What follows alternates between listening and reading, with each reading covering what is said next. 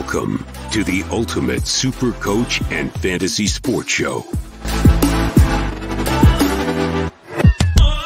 You are now listening to the Insight Fantasy Sports Podcast. What an intro. Welcome back to the Insight NBA show. Mondays are coming in clutch. A weekly show previewing the games ahead every Monday. As always, we're brought here today by The Squeeze, Ryan from Astute Newstead, and Bonus Bank. I'm SC Matrix. I'm here with the big horse. Mate, how have you been? Good, brother. The end of another week as you pour yourself another delicious brew. She was a bit tighter this week. There was one league that I won in the last minute and a half with an Evan Mobley rebound. So God bless that man. Mate, I think I went about 3-3 today. Lost to you in a league. That was tight as well. 6-4. Oh, that one fluctuated. I think I was up 8-2 at one stage. You were up 9-1 at one stage. Yeah. Yeah. You come away with the chocolates though. Just.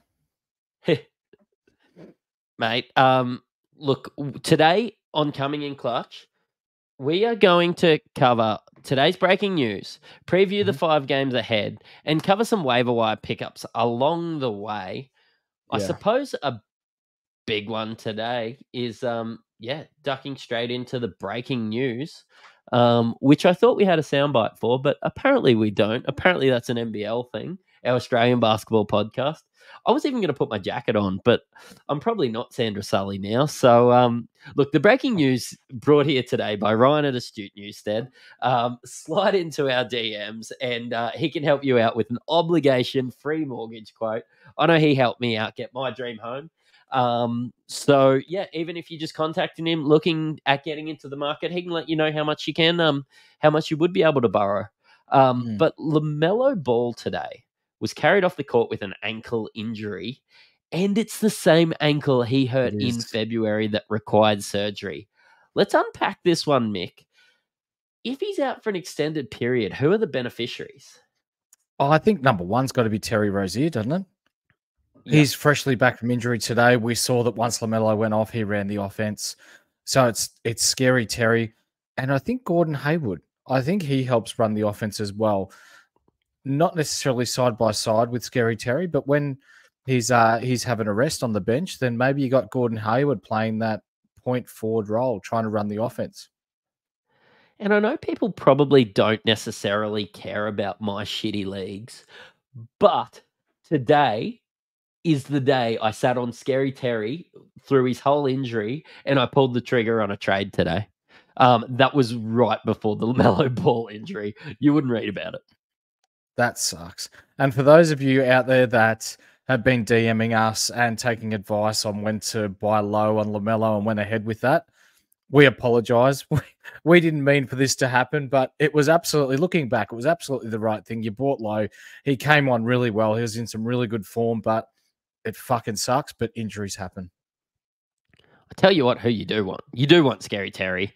I'm just looking at his stats today. Shooting 9 of 15, 22 points, 9 assists, got a steal and a block miraculously, and 5 turnovers, of course, because he's running that offense. I do think that it just does mean another bump for Miles Bridges, believe it or not. Yeah, a small one. Not as big a one as what people are thinking. Miles Bridges and LaMelo have some really nice chemistry going on with the way they are. They're young, they're flamboyant, they like to be a bit flashy. Scary Rozier is not really built that way. And I think you'll find while he will get a bump, it won't be this massive 5+ points extra per game that people are expecting. And what do you think about Brandon Miller? Because he's probably the guy that comes back into the starting lineup, would you say? I would probably prefer PJ Washington and leave Brandon Miller on the bench as the primary scorer with them. He seems to be playing that role really well, and PJ looks lost with the second unit. So why not fix, or so to speak, 2 birds with 1 stone? Plug PJ back into the starting lineup, and then let Brandon Miller keep cooking with the second unit. Look, we don't really know. We're going to wait for some scans on Lamelo's injury. Mhm. He might be completely fine. He might just come back in a week or so. Lamelo has been the 16th ranked player this season, even after a Yeah. slow start. Look, yeah, it is disappointing, but I wouldn't even panic trade Lamelo Ball just yet. Let's just see where he's at. Yeah, good idea. Mate, let's head into our previews. And our previews here are brought by Bonus Bank. He's heating up. Look, Bonus Bank is Australia's #1 match betting site. Match betting is Australia's extremely profitable side hustle. Take advantage of bookmaker bonus bets and promotions to make risk-free income every week. With the help of the tutorials and tools, you can make your first profit by finding edges like enhanced odds. Bonus Bank is free to join and make your first $75. And then for less than $2 a day, you can upgrade to a premium account. Unlock 12 courses that cover all aspects of match betting. If you use promo code INSIGHT, you'll get 25% off your first month of any premium subscription. And look, learn how to make bonus bets and convert them to cash with Bonus Bank. Bonusbet.com.au. Mm. Monday games. Should be noted that there is no back-to-backs, but Clips, Good. like Jazz, Nugs, and Pistons all have 4 games this coming week, even with a no-game slate towards the end of the week. Yeah, nice. So we'll be looking towards the waiver wire, I guess, if they're not normally rostered in 12, 14, 16, or 20-man teams, whichever leagues you might be. These are the types of players that you're looking to get in to try and maximize value back in return. I tell you what, if you're trying to maximize some value on your league pass, you might tune into the Toilet Bowl. Washington Wizards versus the Detroit Pistons. I think I'd rather watch Toowoomba Mountaineers under 8s. This, yeah, this could be an absolute free-flowing affair because neither team gives a fuck about defense.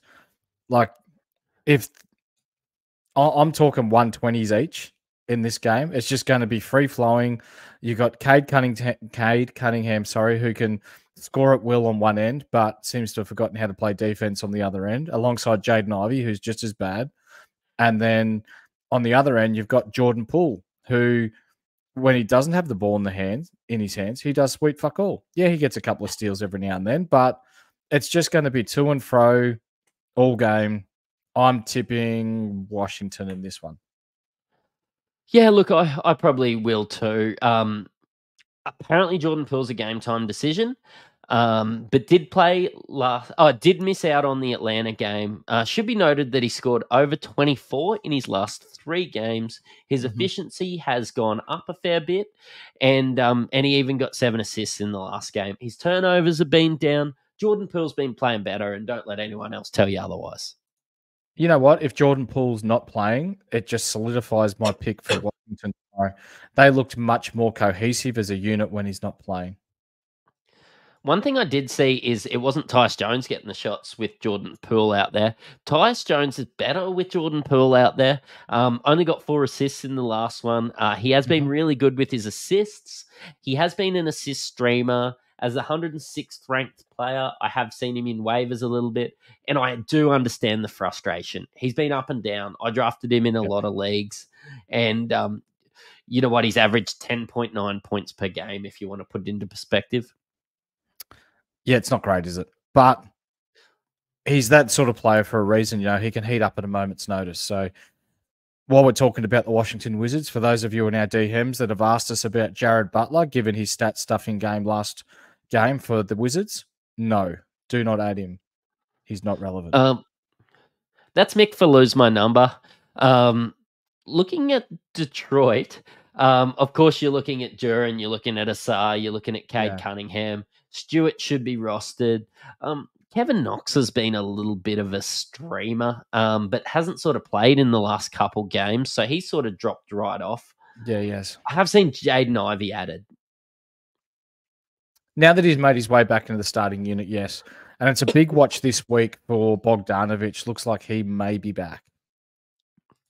Yeah, Shout out to Mally. I'm in a few leagues with him, and I was lying in bed this morning just scrolling through Instagram, and I just go, ping, Bojan Bogdanovic has been picked up. Bing, Bojan Bogdanovic has been picked up. So he went and picked him up in 4 leagues, and I hope it works out for him. But yeah, won't be playing tomorrow is my understanding. Gotcha.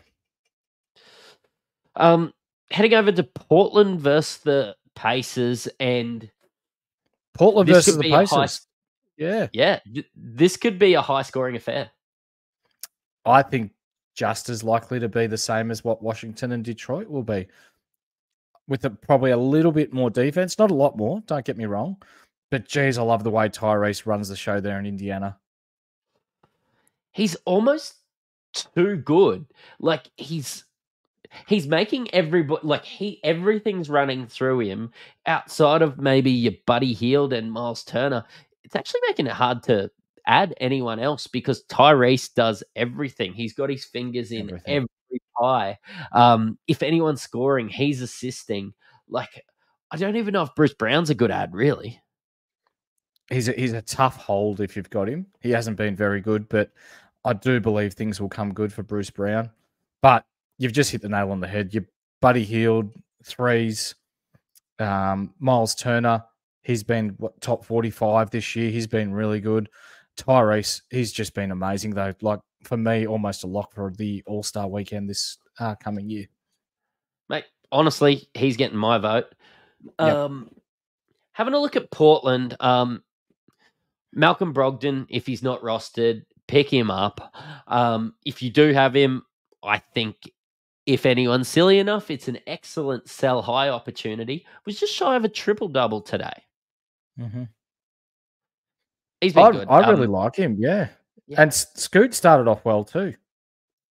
Yeah, and coming off the bench, still 33 minutes from Brogdon. 18, 12, and 8 today, with 2 steals and a block. If anything screams sell high, that's that. Absolutely. Stuff in the stat sheet. There's not too much else in streams. Look, Scoot come off the bench, coming a little bit better. 17 minutes in his first game, 27 in the next. You'd expect that he would start to bump up and Brogdon's stock would start to go down. But I think they're going to show off Brogdon and try and get a first-round pick for him. I think you're absolutely right. I think they're showing him off, allowing him to play his game, show that he can be relevant in a side chasing a chip.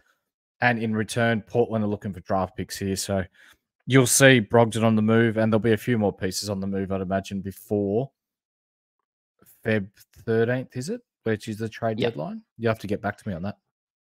If you can't tell from our flamboyant bogan accents, we're Australian, and we've got our boy Duop Reith. Have you heard NBA Australia's nickname for Duop Reith? I haven't, but please tell me. The Great Barrier Reef. Stop it. I absolutely love it. And those who listen to the Wednesday show would have already heard it. But yeah, Justin obviously loved it as well. So just had to throw that one in. Delicious. Mate, the Lakers versus the 76ers in Philly. Dare I say Philly are in a little bit of a slump? A little one. Yeah, wouldn't be too worried, though. I'm expecting Embiid to go huge against the Lakers. Davis has looked a little bit sore with that hip that he's carrying. Yeah, he stuffed the stat sheet last game, but against a bigger-bodied opponent like Embiid, like we saw Sabonis make him look really silly a week and a half ago, I think this is going to be something similar here. And look, Toby's been all right without being excellent. He's actually been quite efficient. Of course, we're going to look at Maxey. Melton should be owned now. I believe he probably is already in your league. Paul Reed's a stream every time Embiid's out, but there's not really anything else I'm really looking at from Philly, except for if we get some news that Kelly Oubre's back, and I've already seen him get picked up by some people and stash in IR. I don't think he's good enough to hold for this long. No, I've got nothing else to say to that. He's not. Look, G was talking up Christian Wood. But if I'm looking at a center from LA in case Anthony Davis goes down, it's actually Jackson Hayes. Look, Yeah, he's getting in time. 21 minutes, 10, 3, and 1, with a block in the last one, only one turnover. Did it efficiently as well. I like Jackson Hayes. He's better than Christian Wood, that's for sure. Christian Wood doesn't know how to play defense, so I think they'll roll with Jackson Hayes should Davis go down. I think so. Max Christie's been getting a little bit of a run for your deeper floor mats. Got 33 minutes in his last one. He's played over 20 in the last 3 games. He has, but in saying that, though, Lakers have got Vanderbilt, and there's one other that slipped my mind right now, but Cam Reddish to come back. So don't look too much into that. If they're still out, he's worth a stream, but if they're back, then it's not worth it. He's questionable again, Cam Reddish. He had that streak of 4 games where he scored 17, 18, 10, and 16, and he does sort of stuff the stat sheet a little bit as well. Good rebounder for his size. Gets steals, got 5 steals just the other day. Mm-hmm. I think Cam Reddy, if he's ready at 17% roster in deeper formats, could be an ad. Yep. Who do you think's going to win that one? Philly again? Philly. Yep. Right, we've got the Pelicans versus the Jazz. All news is Walker Kessler coming back. Do you think that affects John Collins at all, or anything along those lines? A little bit, but not a lot. I watched this game. Was it 2 days ago? They played against each other, and Utah came back to win that one late. Keontae George played a really nice game, but I think you'll see Walker Kessler come off the bench for the next couple of games just to get his legs underneath him because he's had 3 weeks off, was it? So I think they utilized him well, the Utah Jazz, that last game, because you look at New Orleans and they've got Big Val inside, and then outside of that, it's basically, if you're matching up second units, it's Big Walker versus Larry Nance Jr., and he's going to monster him every day of the week. Yeah, I do think Walker will probably... I still think maybe he plays against Val a little bit, but you've got Lauri Markkanen. He's a game time decision. Mm-hmm. I do think there could be a bit of puff in Kelly Olynyk still, with how many games he's playing this week, with 4 of them. We speak about trade targets and people who are looking, or who we think may get offloaded, heading towards the February trade line or deadline. Sorry, I think Kelly Oubre is right at the top of. Not Kelly Oubre. Sorry, Kelly Olynyk is right at the top of that list with how many bigs they've got there in Utah. I really like Keontae George. I like what he's brought. I like him a lot more than Talen Horton-Tucker. I know you've expressed your opinion on that over the last little bit, but he does look maybe not Supercoach relevant, maybe not fantasy relevant just yet, but Keontae George is somebody that you could look at in deeper formats. And he 100% has the keys to the point guard position and will have moving forward. I can't see them moving away from him for the rest of this season. I was actually really surprised when I saw you at 7 starting last game. Wasn't too bad. Let's have a look at Denver versus the Clippers.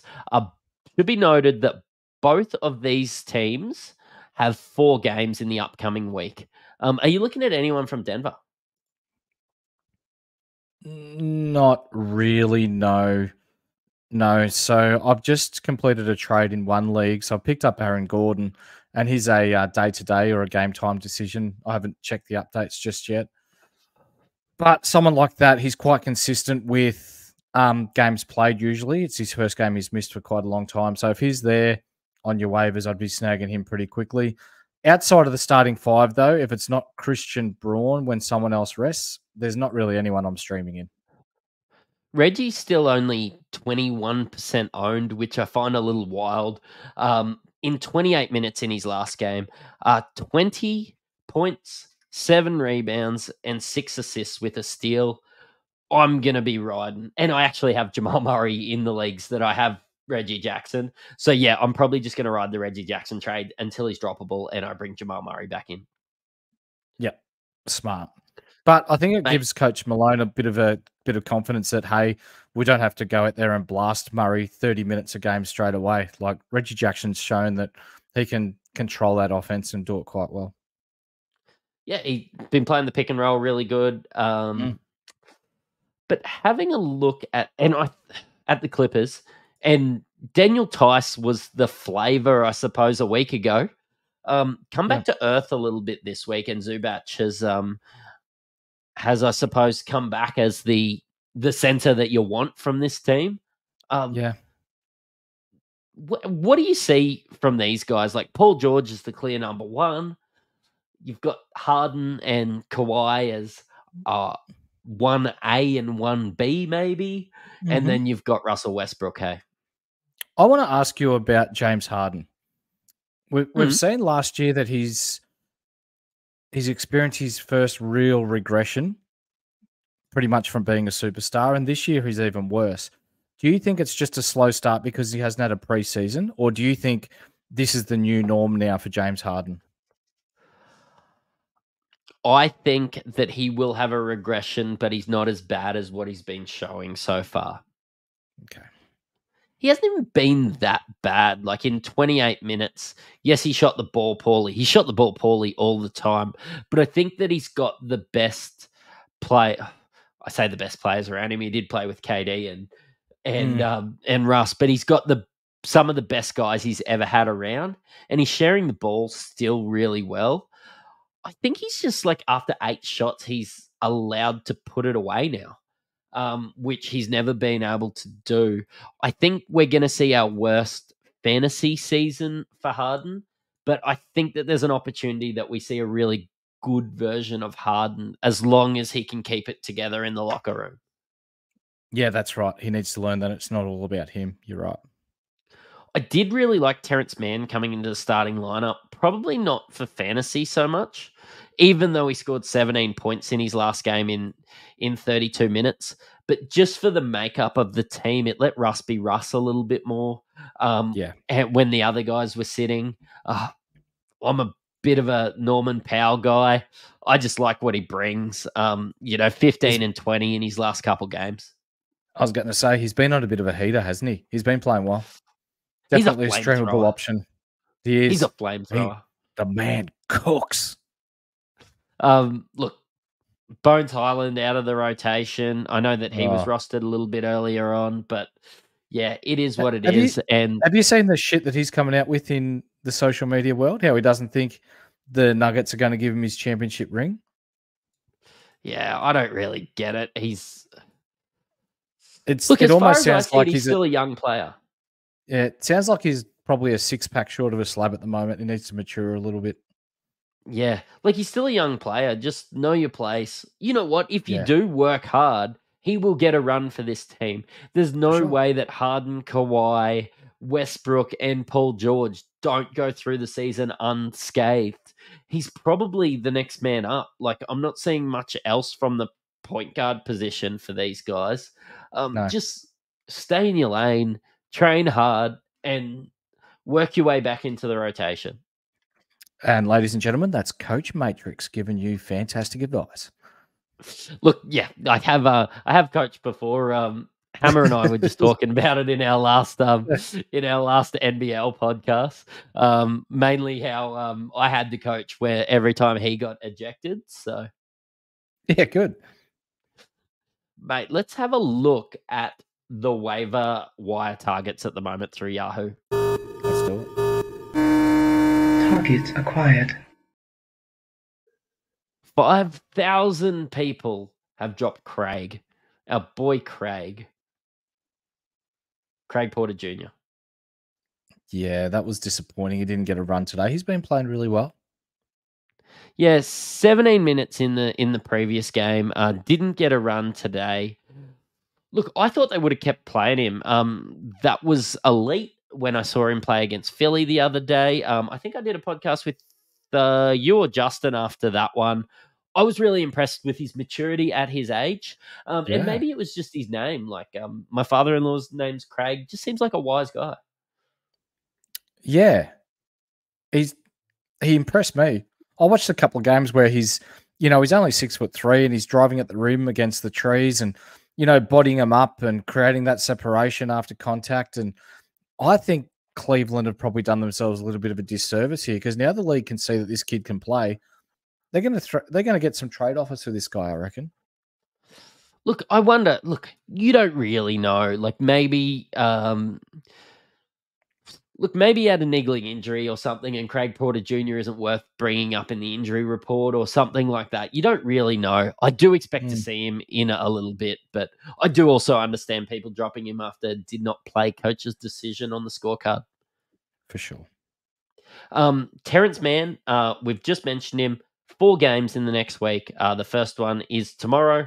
And look, you understand him coming in after playing 32 minutes in his last one and scoring 17, 3-1. I just don't expect too much outside of points with the way that Harden passes, with the he's just going to be a catch and shoot guy, really. Yep, that's it. Again, 3,000 people are adding Jordan Hawkins. He played 40 minutes in the last one for his 25, 6 and 3 with a steal. He has been the CJ McCollum, I suppose, replacement. As much as us in Australia like Dyson Daniels, the Bender goat. Look, it's Jordan Hawkins for me. Yeah, it is. It is. CJ McCollum, is he back this week? There are little whispers that he could be. Yeah, and then, look, Hawkins is a bit of a stream in, but I think Pels are playing 3 times in the next week. I'd probably rather have a stab in the dark at our next one is Norman Powell. 2,000 people are adding him. I'd probably rather have a stab in the dark at Norman Powell or Terrence Mann, hoping that one of those guys light it up. Give me Storm and Norman every day. Only played 24 minutes in the last one. It's just a shame he plays the same position as Paul George and blokes like that, isn't it? He'd be, at Toronto he's coming off the bench too, but he's definitely good enough to start in the league. Mate, Obi Toppin, he scored over 15 points in his last 3 games. Okay. Look, he's been catching lobs from our boy Tyrese. Again, I think against Portland, it's going to be downhill again for Indiana. Look, he looks like he'd go all right downhill. Yep. I like that matchup against Portland. Who have they got for wing defenders? Jeremy Grant and is it Kamara? Yeah, exactly. Yeah. So they play in the next week or so. They play Portland and Detroit. Playing Miami twice though. Yeah. Okay. Yeah, Miami are a bit struck with injuries at the moment too. So, it might be a good week for Indiana. Matisse Thybulle, I see he's been added. Look, as much as we love Aussie Matty, probably a bit of a stretch, but still a good steal streamer. Averages 1.5 steals per game. Over 3 steals in his last couple. Yeah, and that would be all you're streaming him for. You're not streaming him for threes. You're not streaming him for assists or boards or points. It's basically just steals and the occasional block that he gets. Jimmy Neutron, Duncan Robinson himself is one of the highest drop blokes. 1,500 blokes are dropping him. Sorry, people. There's plenty of ladies out there. Shout out to Shannon. She one of my good friends, Shannon. She's in a lot of my fantasy comps. But Duncan Robinson, look, he's only getting dropped because he's injured. I think that he could even be a little bit of a stash if you've got that IR spot open or something like that. He's been really good with the injuries that's been, and when he's starting, there's no reason. Haskins Jr.'s been really good, but I think Duncan Robinson, at the wage that he's getting, is going to walk back into that starting position. You would think so. With Hero, I think he's still 2 weeks away, so he's still got some time to fill it up before he gets back. Jose Alvarado's now been back for 4 games, played the most amount of minutes that he has in a little while, actually, in that last one, all season. But Yeah, look, scored 13 points, got 3 assists, got 2 steals. He's been averaging 1.5 steals per game. Still gets a couple of assists. I think he's a bit more of just a steal streamer, though. Yep, I agree. Mate, is there anything else you want to cover with the NBA today? No, not really. I think we've covered it off pretty well, mate. For those of you that haven't liked and subscribed to the podcast yet, down below you'll see the subscribe button. Click like. You'll get all the alerts if you click the little bell as well. We do a lot of lives here, so you'll be notified every time we go live. But even if we're not, feel free to post us your questions. We'll get back to you as soon as we can. We love doing it. We definitely do. Thanks, mate. Thanks for coming on. Love it's your at work, an end. brother. I think it's late for you, so you've listened to an Insight Fantasy Sports podcast. Catch ya.